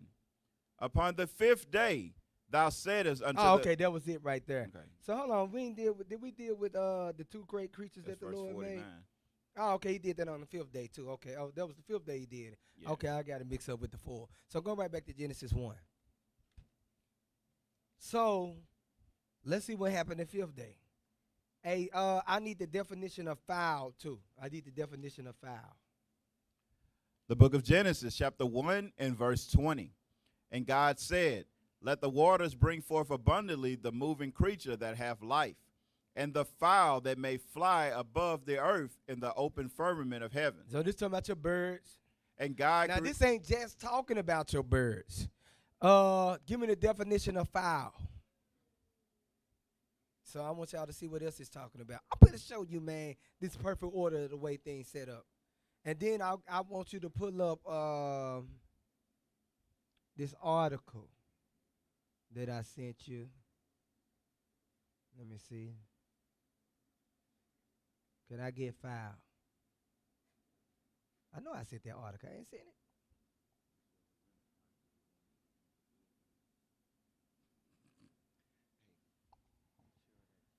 All right, no, that ain't it right there. That ain't it. Hey, I wanted you to go to the blue letter. No, that ain't it. Blue letter. Yeah, here I go. This is what I wanted. All right, this fowl right here. Flying creature, fowl, insects. So when was insects created? The 5th day. Oh, praise. I'm glad you listening, Barzil. You make me happy, bro. Oh, praise. At least somebody listening to me. Thank God. Okay. Fowl, birds, winged insects. When was the winged insects created? The 5th day. So now y'all got to understand. Y'all know it's certain plants, right? They need what to survive? Insects to survive. Man, the Most High is perfect. Man, you can't tell me the Lord ain't perfect. So the 5th day, all right, look, go on, give me that article. Y'all quit showing all my stuff. This Center for Pollinator Research, Pennsylvania State University. What are pollinators and why do we need them? That's what I want. What are pollinators and why do we need them? Okay. All right. What are pollinators and why do we need them? Pollinators are animals, primarily insect, but sometimes avian or mammalian. Because, you know, you got some birds that do what? Some plants that need the birds to live. Y'all understand that, right? Like the hummingbird. You know what I'm saying? Look it up. Look it up. I look it up. I could put everything up here. It say, because, look, I'm going to tell y'all, I'm not going to give y'all no information without me sitting up here going deeper to research. I'm telling you, even when I first came to the truth, I researched this thing. I had to be able to prove it myself. Because if I can't prove it, I ain't saying nothing. It says pollinators and animals are animals, primarily insect, but sometimes avian or mammalian, that fertilize plants, resulting in the formation of seeds and the fruit surrounding seeds. Human and other animals rely on pollinators to produce nuts and fruits that are essential components of a healthy diet. Meanwhile, the majority of flowering plant species found worldwide require animal-mediated pollination to make the seeds that will become the next generation of plants. Man, the Lord is perfect. Man, you can't tell me it ain't no God, man. Come on, everything falling in order. Like, Lord, like, okay, I'm going to do this today. I'm going to do that today. I'm going to do this today, and I'm going to do that the next day. The Lord know what he doing. What you got, Cap? Nah, it's just crazy because, like, you know, my rib, she just started like a garden. Yeah. And so, you know, she got certain stuff out there. I'm like, well, what's this for? Like, that's for the bees. I'm like, for the bees? Yeah, you got to have bees. You need the bees. Because the bees got to come and they got to pollinate this, and that. Because we only got one watermelon out there. Like, why we only got one watermelon? Because the bees didn't pollinate the other things. They got to spread stuff. We got fruit trees. Some of the trees, you got to have certain trees around each other to make it happen. Yeah. A pecan tree, right? You got to have, you can't just have one out there. Yeah. It's got to have another one to make it happen. That's what I heard about the blueberry bushes, too. Yeah, so all this stuff got to work together. You can't just have, you can't get rid of all the trees and let's just have pecan trees. They won't grow no more. You know, certain stuff won't happen. So you know, I'm wondering why apple tree ain't growing. This is what it means, because we got a peach tree. Yeah. Then we got an apple tree. And we had the blueberry trees. They were like, so Ross was like, you got to buy another blueberry tree. Because when you put them both beside each other, they produce more fruit. So they do good together. So now, all of that stuff right. Y'all on point. Yep. All praises And for that's y'all what- sister look, studying that Last stuff. night I've been looking. I'm like, man, I give me some bees. I Yeah. do like a little bee thing in Yeah. the backyard. You know, see you out there with my hat on, getting Mm-hmm. stung. Zip. But I'm gonna do it though. I'm gonna try it out. Why not? But it ain't nothing. Look, Try and and see get it that. popping. But look, think about it. When we was in the world, we weren't thinking about doing none of this None stuff. of A that stuff. gun, fishing, none of that. I wasn't thinking about doing. Nah, in the truth, you're doing all types of stuff. You got a gun. You at the house. You're trying to make sure you're producing fruit. Cause I got a few watermelons. They small, but they coming. I got one about that big. Uh-huh. They coming in though, and that's in the front yard. But I'm trying, man. I'm trying. But I had a peach growing, and then it came and then it left. So I'm trying to figure out what's going on with them trees, man. For real, got to figure out what's going on with them trees. So my greens, I lost all my greens. That was my fault. I sat up there and planted too many in one spot. Got one little watermelon. I see it. Hey, that's done big though. Just one. Hey, that's nice. I like that watermelon. Can I get it? Get out. Hey, tomatoes been doing good. The tomatoes been doing real good. Tomatoes been doing good. Y'all got a garden. Who all going guys now? Man, we picked up all type of habits since this COVID quarantine at the house. Okay, watch this, white man. That's why I'm trying to move now. Cause now I say I need an acre, for real. Cause a lot of stuff we planted wrong, and I planted some. I don't even know what it is, but it been yielding all type of fruit.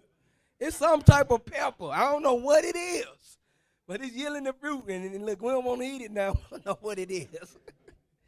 And we got too many little small mammals around. They've been robbing us too. I'm tired of being robbed. They ate all our raspberries. They ate all our blueberries. Whatever that plant is that's yielding fruit, they eating that too. I'm tired of them. Lost my corn. Corn went down here. My corn growing. I lost some stuff, but I'm gonna get it back. Okay, where we at? What we was reading? I was reading that right there. We can let that go. So y'all understand, like the Lord is perfect. Let's go right back to Genesis 1. So he know exactly what he was doing. Okay, look, we need the insects to pollinate this and to pollinate that and to do this and to do. Do y'all see the perfect creation of the Lord? All right. They're talking about you don't believe in God. And don't let the white man fool you. Talking about some evolution. For real. Some of you who believe in evolution up in here? Ain't nothing evolved. Ain't no monkey. How many of y'all seen a monkey evolve? Never. Understand it's the Big Bang. Big Bang ain't happening, y'all. Remember, nothing comes in existence from nothing. Everything created must have a cause, and everything created must have a balance. Y'all understand that? Everything must have a balance. Now, where we at real quick? I'm going to have to take an extra 15 minutes today, y'all. I'll still be through by 4:15. So we dealing with the files. Yeah, verse 20. Okay. Verse 21. Mm-hmm. Genesis chapter 1, verse 21. And God created great whales, and every living creature that moveth, which the waters brought forth abundantly, after their kind, and every winged fowl after his kind. And God saw that it was good. And God blessed them, saying, be fruitful and multiply, and fill the waters and the seas, and let fowl multiply the earth. And the evening and the morning were the fifth day. So look, the moving creature that have life, that's talking about the creeping things or the insects and things like that. So the Lord knew exactly what he was doing. So that was the fifth day. So now let's go to 2nd Ezra 6 real quick. And let's see what the fifth day say right there, because I ain't looked at it in a while. The book of 2nd Ezra, chapter 6 and verse 47. Upon the fifth day thou saidest unto the seventh part, where the waters were gathered, that it should bring forth living creatures, fowl and fishes. And so it came to pass. For the dumb water and without life brought forth living things at the commandment of God, All right. that all people might praise the wondrous works. Then didst thou ordain two living creatures, the one thou callest Enoch, and the other Leviathan. So then when he created the dinosaurs. Now, you could go to the last 2 chapters of Job. You can get the description of Behemoth, and you can get the description of Enoch. You know what I'm saying? Or another name for Enoch, but Enoch, Behemoth is Enoch. And then you can get the description of Leviathan as well. Okay? Leviathan. So you can get the description of Behemoth, and you can get the description of Enoch in the last 2 chapters of Job. Finish it up. What you got? I think it's the last 2 chapters of Job, right? Or is it Job 40 and 41? Job 40 and 41. That's it on it? Pretty much. Okay, that's it. So now let's do it with day 6. Day 6. All right, y'all, I'm rolling. Okay, where we at? Let's see, verse 24. Yeah, day 6, 24. The book of Genesis, chapter 1 and verse 24. And God said, let the earth bring forth the living creature after his kind, cattle and creeping thing, and beast of the earth after his kind. And it was so. And God made the beast of the earth after his kind, and cattle after their kind, and everything that creepeth upon the earth after his kind. And God saw that it was good. And God said, let us make man in our image, after our likeness, and let them have dominion over the fish of the sea, and over the fowl of the air, and over the cattle, and over all the earth, and over every creeping thing that creepeth upon the earth. So remember, he made flying insects the 5th day, and then he made the rest of the insects the 6th day. So remember, the flying insects is the moving creature that have life, or the creeping. They say creeping right here too. And this talking about your wing insects. That's why I showed you the meaning of fowl. And going into your birds and your wing insects. Now these are other insects being created the 6th day, dealing with ants and all the rest of that type stuff. Now let's deal with man. Finish read. Verse 27. So God created man in his own image. In the image of God created he him. Male and female created he them. Now look, let's get Ecclesiasticus chapter 17. I'm going to show you, like, when you deal with man. Y'all understand that the way the Most High created us, right? Y'all know how much information which is inside of us, just inside of one cell. Do y'all understand that? Do anybody understand? Y'all just don't know how powerful God is. First, let's read this real quick. Yeah, verse 1. 2nd Ezra chapter 17. Hold on, let me pull it up over here. Yeah, Sirach chapter 17. Hold on, let me look at it. That's it? All right, listen to this. The book of Ecclesiasticus, chapter 17 and verse 1. The Lord created man of the earth and turned him into it again. So we was made of the earth. Our flesh is of the earth, read. He gave them few days and a short time and power also over the things therein. He endued them with strength by themselves and made them according to his image and put the fear of man upon all flesh and gave him dominion over beasts and fowls. So he gave us the authority over animals and birds, read. They received the use of the 5 operations of the Lord. And in the 6th place, he imparted them understanding. And in the 7th, speech, and interpreter of the cogitations thereof. So this going into your conscience. Your conscience, read on. Verse 6, counsel, and a tongue, and eyes, ears, and a heart gave he them to understand. I mean, that's going into your conscience. All this going into your consciousness. Now, look, I'm going to show you something real quick. Let's deal with the human cell. I gave you an article about the cell. Hold on, let me tell you which one again. Let's go to what is a cell? What is a cell? Your cells contain all the information in it. Now, I want to read this. I'm telling you, man, the white man, hey, these folks, see, they hire people to sit around and just study the cell all day. They hire people to sit around and study the sun all day. They hire people to study the moon all day. And guess what everything always lead back to? God. What is a cell? Cells are the basic building blocks of all living things. So one cell in your body got all the information it needs for you to do what? For you to have your eyes, your nose, your ears, your things like that. The Lord created the cell. So that's why when a man plant his seed in a woman, guess what? It got the cells in it. Your whole DNA, everything about you. Hold on, let's finish reading this. Everything about you is in that cell that comes to life. That's why when you see a woman in pregnancy, I know a lot of y'all sisters don't like to be pregnant, but guess what? It's beautiful. Because you create that little thing right there. Look at that little thing. I'm telling you. Well, y'all know what I'm saying. That baby right there. But it says cells are the basic building blocks of all living things. The human body is composed of trillions of cells.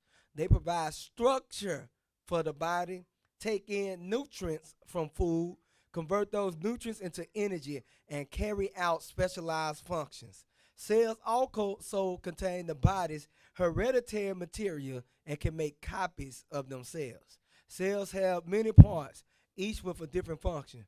Some of these parts, called organelles, are specialized structures that perform certain tasks within the cell. Human cells contain the following major parts listed in alphabetical order. Cytoplasm. Scroll down. Hey, look, I'm going to tell you how powerful these cells is. Y'all know you got white blood cells in your body. What do they do? Who created that? Who told the white blood cells to fight diseases? And how I know what bacteria is good and what you know you got bacteria in your body, right? You got good bacteria in your body. You got bad bacteria in your body. How do your body know to whoop that bad bacteria tail? You see, why come when a virus come into your body, the cells say attack it? Who put that information inside of you for your body to be able to do that? I'll tell you, man. For real. Hey, look, you can't just have a computer and be like, have the computer function without what? No information. The computer, it got to have a hard. All right, look, take the hard drive out of the computer and try to use it. Who put the information in the hard drive to make it function? Y'all understand what I'm saying? See, somebody ain't no God. Man, y'all crazy. It say, scroll down, please. Cytoplasm. Within cells, the cytoplasm is made up of a jelly-like fluid called the cytosol and other structures that surround the nucleus. Cytoskeleton. Okay, I ain't gonna read all this. You can look it up when you get time. Your mitochondria. You know they love talking about the mitochondria. Oh yeah, the mitochondria DNA. That's what they love to do. Now look, go to my next article real quick. You can drop that. I just want to get the definition of a cell. Remember we learned this stuff in elementary. Well, we ain't paying no attention. All right, here we go. Let's go to, well, some of y'all did. Y'all geniuses. How many gigabytes does it take to make a human? Bam. Get that. This from Daily Mail. I'm going to show you some. Now, y'all know they say one cell contains enough information in it to fill up over 5,000 books. One of your cells got enough information for 5,000. Who put the information there? It didn't just happen from out of nowhere. Y'all understand? See, we ain't never think of it like this. Like, hold on, man. You got all the information up in you to produce another human being. So that's why when you sit up there and you put your seed in a woman, you just put all the information up in there to produce another human being. This stuff didn't just pop up from out of nowhere. How many gigabytes does it take to make a human? Physicians works out that genetic code is made up just 1.5 gigabytes of data. It's a video. Now scroll down real quick. That ain't what I want. All right, this is what I want to read. Despite the differences in the way we look and behave, humans share 99.9% of genetic code with each other. To quantify just how much data is contained within this code, both in the parts we all share and how we differ, physics engineer Derek Moeller applied information theory to the complex nature of DNA. Using binary principles, Moeller assigned 2 bits of information for each molecule in DNA and converted these bits into bytes to discover the entire code equates to just 1.5 gigabytes. Now scroll down. This means the entire code could be stored on a standard DVD. I can't see. And it's equivalent to around 6,709 books or 300 pages with 360,000 characters. That's in one cell. One cell. 6,709 books. This goes back to last week. I know we're finna get some spiritual power. You already got the information in you. Trust me. It's in you. It just got to be awakened. The Lord got to awaken it. Hey, scroll back to the beginning. I wanted to read something I saw. Go back up to the beginning. A little more. That was it? Nah. Right there. It says, but when going at 1.5 gigabytes, but when multiplied by 40 trillion cells, this is 60 zettabytes of information. Number we ain't never even heard of before. I didn't even know what a zettabyte was. That's how much information is in you. Who put the info in you? Like it just came from out of nowhere. Like information is, all right, I got information. It's just out of nowhere. For real. And look, all this information is to help your nose, your nails, your hair, your sight, all of that. Even if, look, y'all know your retinas is just right. If your retina was like too short or too long, you could be blind or you can't see at all. It's the same thing. Being blind and can't see. It's the same thing. Is we finished? But y'all know me. Look, I'm telling you now, I ain't the best speaker. But I try. Nah, man, you on point. All right, where we at? All right, hold on. Read. I want to go back to it. Let me finish it up. It say, ultimately, the code could hold 511 digital photos if each image had an average 3 megabyte size. Moeller posted the explanation on his Veritasium YouTube channel. According to Moeller, the smallest amount of information available is the answer to a yes or no or true or false question. In binary code, this can be simplified between a 1 for true and a 0 for false. So that's all I wanted right there. Hey, that sounds like you let your yays be yay and your nays be nay. So look, check this out, y'all. Y'all know they say we don't even utilize all our brains. You ain't utilize all your brain. You don't even know what you can do yet. God telling you in the Bible what you can do. He said, look at that in Psalms 82 and 7. The Lord telling you what you can do. You don't know what you can do. What happened to the air conditioner? Or is it just on fire today? They took the fan from me. All right, they took the fan? They took the fan. They put it in the back. Oh, okay. It's all good. All right, what we got? The book of Psalms, chapter 82 and verse 7. All right. Verse 6. I have said, ye are gods. He said, I have said, ye are gods. Y'all don't believe that. Now, y'all would have went, as soon as I would have read, you would be like, that's right. But now y'all like, that's right. Right. That's right. I'm going to tell you right now, y'all don't feel like guys. Read the rest of it. And all of you are children of the Most High. We children of the Most High God, read. But ye shall die like men. This is how you feel. You feel like man right now. And fall like one of the princes. But look, we finna get our God-like power back. Hey, look, man, look, I don't know if it went over your head last week. I'm telling you, Esau out there, they plotting stuff, they planning.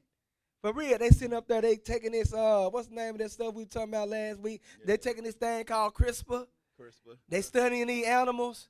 Oh, this electric eel. Oh, if we take his DNA, we get an electric shock. You know what? Matter of fact, let's move. How you think they set up there and turned COVID into a weapon? They say, okay, this COVID is in the back. Let's take it out. Let's weaponize it. Matter of fact, let's use CRISPR to attack these Negroes' DNA. Oh, they was bragging and talking about they ain't dying. Let's kill most of them. Hey, didn't Bishop bring that out about how some of these diseases coming from animals being cross? I don't know. Crossbreed and I mean the blood. They were saying it was the contamination in the meat markets where they crossbreed. Those wet markets. Yeah, them wet markets. And that's what they're doing. They taking the DNA. Okay, COVID come from a bat. Ebola come from a monkey. SARS come from this. Let's take all of this right here. Let's put it together and let's make some COVID-19. COVID-19 soup. Y'all understand? Man, these folks is the devil. And then y'all talking about love everybody. Crazy. God don't love everybody. Man, we did a radio show last week. That was last week, right? Boy, that dude called and argued with us for 30 minutes about how God love everybody. Hey, I remember him. I talked to him before. You talked to him because he said, I already talked to one of y'all before. Yeah. Talking about God don't love everybody. Usually we don't get no call in on the radio show. Then we got to talk about who God don't love. You can't tell me that God don't love everybody. I'm sorry, y'all. Remember, he flooded the whole earth and saved how many people? 8. That's love. He killed babies. not just human babies. He killed animal babies too. Yep. He killed kids for making fun of a bald head prophet. I'm telling you. That's right. For real. And that's the problem with people, bro. They don't understand that our God is terrible too. God is terrible as well. No, don't say that about my God. Hey, get the scripture about the God being terrible. Oh, man. For real. No, God ain't terrible. Man, God is terrible. See, you got to know what God you dealing with. See, we were dealing with the white man at first, says the boom jab. We was like, no, this white man ain't terrible. This white man is terrible. For real. He terrible too. I'm going to show you about our God. The book of Deuteronomy, chapter 7 and verse 21. All right. Thou shalt not be affrighted at them, for the Lord thy God is among you, a mighty God and terrible. You see, that God is terrible. Y'all don't believe it. Not my God. God is good. He's good too. And he's good and terrible. Hey, Cap, can I get a scripture? What you got? Let me get a Psalm 65, verse 5. God is terrible. Yes. But I'm going to show you why. The things that he do that's terrible and what he says about that. The book of Psalms, chapter 65 and verse 5. Mm-hmm. By terrible things in righteousness will thou answer us. So when he killed 1 million people, he said that's righteous. And that's how he answer us. Didn't God do that thing over there in Lebanon? Oh, yeah. Cause that explosion? All things. So he said that's righteousness. Yeah. That's how he answered us. So he is a terrible God, but he do things in righteousness. So y'all got to understand, man, the Most High, he gave us conscience, like we was reading in Sirach 16. He gave us the understanding. All of that stuff was programmed in us. For real. It was already programmed in us. I mean, it was programmed in us. Just like who you are. It's already the Lord already know who going to be evil, who going to be righteous. Simple as that. Now where we at? Hey, let's get some archaeology evidence. Did I say that right? Nah, but we know what you mean. All right. Archaeology. Archaeological. Stop. It's just one of them. You was close. That last one was close. Now look, get Isaiah 46 and 10. Where's that me, y'all? What is it? Archaeology? Archaeology? No, I can't say it now. Well, what is it, I know I'm y'all? going to mess it up. Well, help me. Archaeological. No, that ain't it. Am I It right? got to be a E up You there. done said it so gotta much be you done messed me up. It got to be an E up there. Archaeology. That's what I said. All right. I didn't say that. We'll have to edit this part out. Yeah. They're going to be like, these. No, we ain't going to edit it out. What the hell with them? The knowledge on point, though. What'd you say, Cap? All right, let's get Isaiah 46 and 10. So now let's deal with prophecies. Because the prophecies in the Bible is true. All right, y'all, I'm going to wrap it up. I'm going to have to do a part 2. Yes, sir. The book of Isaiah, chapter 46 and verse 10. Mm-hmm. Declaring the end from the beginning. Hey, the Lord declared the end from the beginning, read. And from ancient times the things that are not yet done, saying, my counsel shall stand. He said, look, my counsel is going to stand, read. And I will do all my pleasure. He going to do his pleasure, read. Calling a ravenous bird from Now the stop right there. Give me that in Isaiah 34, 36, and 34 and 16. 34 and 16. The book of Isaiah, chapter 34 and verse 16. Now give me that video, the Israeli-Palestinian conflict. Read. Seek ye out of the book of the Lord and read.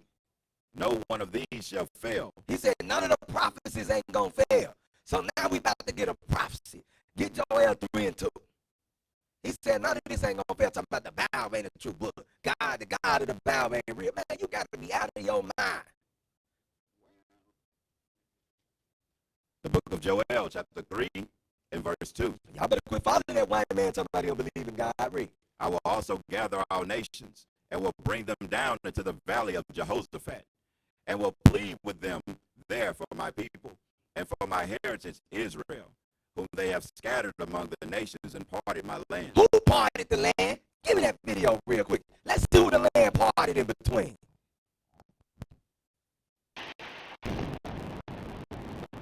Few struggles in history have combined territorial disputes, religious divides, and geopolitical rivalries like the Israeli-Palestinian conflict.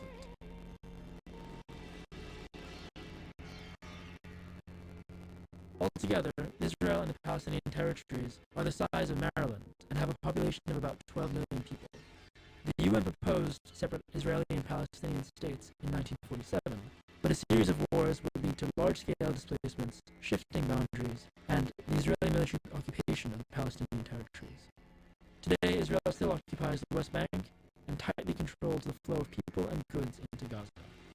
Since 2007, Gaza has been controlled by look, got that video. Hamas. So who divided the land, y'all? Who are the Israelis? Y'all, Amalek, Esau, Edom, and who else? The Arabs. The Arabs. The Arabs and the white man divided the land. We just read the prophecy about it. They parted the land. Now, let's get another one. Let's go to Ezekiel 36 and 5. Let's get another prophecy. Well, I said I wanted to get this archaeological evidence. But I might not be able to get it. I'm going to get some of it. The book of Ezekiel, I want to get prophecy first. Read. chapter 36 and verse 5. Therefore, thus saith the Lord, surely in the fire of my jealousy have I spoken against the residue of the heathen and against all Idumea. Idumea is a Greek name for Edom. Talk about the white man. Read. Which have appointed my land into their possession. He appointed the land into the possession. When did this happen? 1948. Get that U.S. recognition of the state of Israel. Give me that article. This is called archives.government. Archives.gov. So this government information. We ain't gonna be able to read all of this. I'm gonna read it quick. So y'all can see the documents. I'm gonna get straight down, go straight to 1948. Scroll down. The U.S. recognition of the state of Israel. Scroll down to 1948 when they appointed the land into their possession. And guess who did it? The white folks did it. At midnight on May 14, 1948.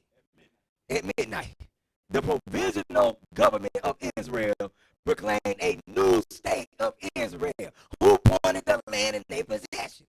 On the same day, the United States, in the person of President Truman, recognized the provisional Jewish government as the de facto authority of the Jewish state. The Jewish recognition was extended on January 31st, 1949. The U.S. delegates to the UN and top-ranking State Department officials were angered that Truman released his recognition statement to the press without notifying them first. So these white folks that went out and did whatever the hell they want to do. Oh, yeah. Conflict escalated the following day on May 15, 1948, when the first Arab-Israeli war began. You see that? They appointed the land and they possessed. Who did that? Did the black folks do that? No. Nope. Edom did that. Edom. Can I get that prophecy about there'll be no peace in Jerusalem? Can I get Zechariah chapter 12, verse 3? So when they appointed the land in their name, there's no peace there. And it was prophesied. Zechariah chapter 12, verse 3. The book of Zechariah, chapter 12 and verse 3. And in that day will I make Jerusalem a burdensome stone for all people. So what does that mean? It means that there's never going to be any peace there. There's always going to be a burden. There's always going to be conflict in the land of Jerusalem. Why? Because God's chosen people are not there. Read on. All that burden themselves with it shall be cut in pieces. You see that? All war. It's always going to be war there. It's always going to be death and destruction. Read. Though all the people of the earth be gathered together against it. So ain't everybody gathered against Jerusalem now? Because who? They know that's not the chosen people there. They know that's backed by Babylon. And everybody want to destroy the Israelis over there. They can't stand them. And that's the prophecy. That's it. Okay, now, Officer Yahweh wants us to look up Lebanon. Look up Lebanon. If you want to get to a mic, it's a mic next to you. You can explain it. There's two of them over there. And then, okay, that was some prophecy. So I want to get this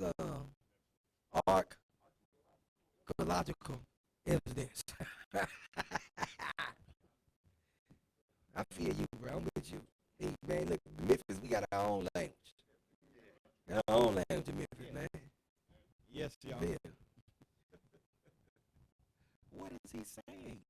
Okay, we got Lebanon. Because what time is it? I'm on wrap it up, y'all, in a minute. Yeah, if you don't mind, look up the definition of Lebanon. Lebanon.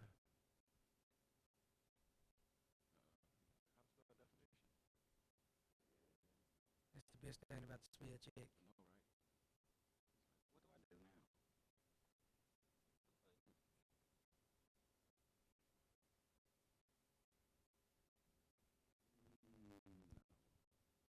Scroll down. Just pass it. Just pass it. Oh. You passed it. Go back up. You might be looking for the verb. Right. Keep going. Keep going. Right. Keep going. That's not it, back here. No, that's very. Oh, I thought that was the definition. Yeah. All right, then, but anyway, what it is, all that land, whatever, was all Canaan. You had Israel and you had Lebanon. All that land was all at one time called Canaan. All right, then now, but Lebanon, but of course we know how Israel, whatever, got started. But even Lebanon was given a name, which means white. And the white man actually divided the land. It's just funny how that happened. There you go right there. Meaning white, apparently from its snow-capped peaks. That's what they say. Okay, all praises. So that's what he wants to get, the etymology of the word. All right, so now, look. Man, look, whatever I just said, that's what it is. All right. I'm through playing with y'all today. All right, look, I only got a little time left. So now, look, I want you to look up, pull up the pilot stone. The pilot stone. So this,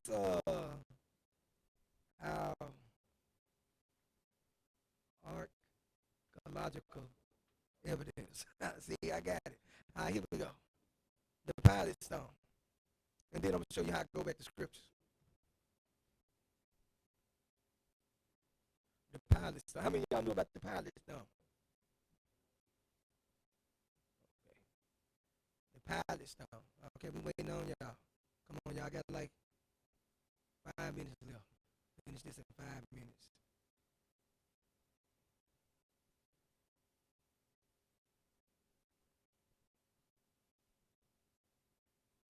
It's the pilot stone. Should have been the first thing I sent y'all today. And then, okay, the pilot stone is a damaged block of carved limestone with a partially intact structure attributed to and mentioned in Pontic Pilate, a prefect of the Roman province of Judea from AD 26 to 36. Now scroll down and go to, so let's look at the inscription.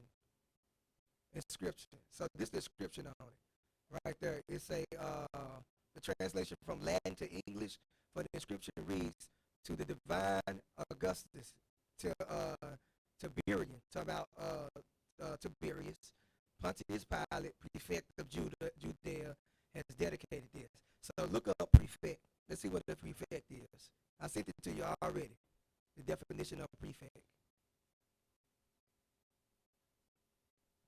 Okay, prefect. In schools, a senior student authorizing for discipline, a chief office, magistrate, or regional government in certain countries. Okay, that's what we want. Or regional governor in certain countries. Go to Matthew 27:1 and 2. The book of Matthew, chapter 27 and verse 1. When the morning was come, all the chief priests and elders of the people took counsel against Jesus to put him to death. And when they had bound him, they led him away and delivered him to Pontius Pilate, the governor. To Pontius Pilate, the governor. Because you got a lot of people say none of the people in the Bible existed. Okay, here goes your evidence right here. Okay, let's get Sennacherib's annals. Sennacherib's annals. Get that real quick. How many of y'all ever heard of that? Trust me, I got a lot of stuff. We ain't gonna be able to go through it today. But I got a lot of stuff. Okay, let's get that. Okay, that's it right there. Sennacherib's annals are the annals of the Assyrian king Sennacherib. They are found inscribed on a number of artifacts, and the final version was found in 3 clay prisons inscribed with the same text. The Taylor prison is in the British Museum. The Oriental Institute prison in the Oriental Institute of Chicago, and the Jerusalem Prism is in the Israel Museum in Jerusalem. Now, it says the annals themselves are notable for describing Sennacherib's siege of Jerusalem during the reign of King Hezekiah. This event is recorded in several books contained in the Bible, including Isaiah chapters 36 and 37, 2 Kings 18 and 17, 2 Chronicles 32 and 9. The invasion is mentioned by Herodotus, who does not refer to Judea and says the invasion ended Pelusium on the edge of the Nile Delta. Now, I would read some of the inscriptions and then go to 2 Chronicles, but I don't got time. Look, let's go from there real quick to the Memphis Stela. I went over this with y'all with the Memphis Stela before. Just showing the Memphis Stela. Okay, the Memphis Stela, also known as the Israel Stela or the Victory Stela of Memphis, is an inscription by the ancient Egyptian Pharaoh Memphis, reigned 1213 to 1203 BCE, discovered by Flinders Petrie in 1896 at Thebes. Now this show, in it, it was saying that when you go into the book of Joshua, and we don't got time to go there now, it's basically going through our exploits in Canaan. And you got some of these other stelas, I don't know if this is the exact stela. One of the pharaohs was asking for help from the neighboring cities where we was putting a foot in their tail. It might not be this, because this one right here, they were saying we was wasted or something like that. I don't remember. Now I get the Mesha Stela. The Mesha Stela. Okay, the Mesha Stela, also known as the Moabite Stone, is a stela set up around 840 BC by King Mesha of Moab, a kingdom located in modern Jordan. Mesha tells how Shemos, the god of Moab, had been angry with his people and had allowed them to be subjugated to Israel. But at length, Shemos returned and assisted Mesha to throw off the yoke of Israel and to restore the lands of Moab. Mesha describes his many building projects. Some say it is written in the Phoenician alphabet, but others say it's written in the whole Hebrew script, okay, which is closely related. Scroll down real quick. Scroll down. Okay, scroll down. Let me see what we got on there. Okay, let me see what we got. All right, this the business. Okay, we gonna cut it there. So y'all look into these y'all self, and it's a bunch of stuff that go back to the scriptures. I don't want to hold y'all too long. I pray and hope this class was edifying to y'all today. And Lord's willing, I might will do a part 2 on this, because I want to go into, trust me, it's a lot of these, it's a lot of evidence that we got that we can bring forth to show that, because you got some black people think the nation of Israel didn't exist, it ain't no proof. They say God ain't real, you was a liar. Then they say you God, so you formed everything, you put everything in perfect order. That's a lie, because man doing what? Knocking things from out of order from what the white man was saying. For real. We got the stuff off balance. That's why the scripture tells us in 2 Corinthians 14 that the earth needs to be refreshed. So do anybody got any questions? Any questions? Okay, no questions? Okay, all praise to the Most High. All right, y'all, that's it right there for me. Any of y'all officers got anything? Captain, we used to scream black power while Heron was pushed. But at the end of the day, nothing's in vain. IUIC has been given a vision. The tents of Judah has risen. Many has attempted the mission. Minor murmuring, omitting, and missing the mark. Just reading that he had the flame of fire in his eyes gave us the spark. We on Paul's mission. We out on the road. Purple and gold. From Mexico, Cuba, Haiti, Ghana, Sierra Leone. 144,000 boots banging, concrete crackling. These are our men repented at heart. The scriptures is proof. IUIC, we deliver the truth.